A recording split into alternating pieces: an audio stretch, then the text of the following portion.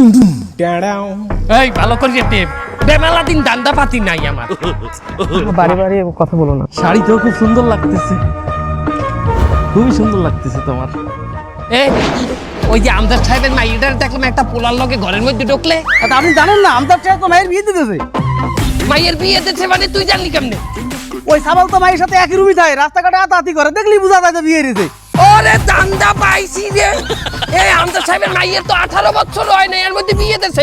এ police বলা, তাড়াতাড়ি police. 18 হয়নি তা আপনার সমস্যা কি? আমার সমস্যা তুই বোঝো না? আমজাদ সাহেবের তারে চান্দা চাইছিলাম, দেখলে আমার আলার বালা আর মাইয়ে বিয়ে দিছে 18 বছর, পুলিশ বলা। চলেন চলেন চলেন।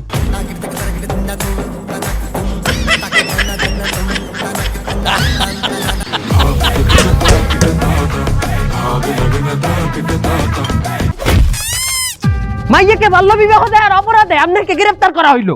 কেটা কইছে মাইয়া বিয়ে দিছি? মই তো মাইয়া বিয়ে দিই নাই। কি আপনি মাইয়া বিয়ে না দিলে আপনার মাইয়ের ঘরে যে একটা পুরুষ ডেলি আয় যায় এক রুমে থাকে? কোথায়? ওইটা আমার মাইয়ার বয়ফ্রেন্ড, ওরা এক লগে প্রেম হরে। এখন গ্রেফতার করিও রে, এখনই বানান। মাইয়া এক লগে প্রেম করে বলে আরাম কাম হরে গ্রেফতার করেন? সম্ভব না।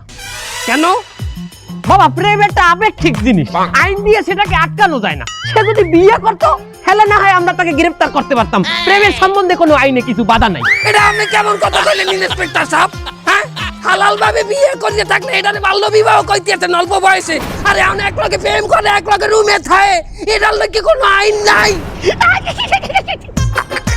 দুঃখিত, আমাদের হাতে কিছু নাই, চলো স্যানিটারি। আরে আল্লাহ, হালাল কাজে আইন আছে, হারাম কাজের লোকে হলো কোনো আইন নেই, দেখছো?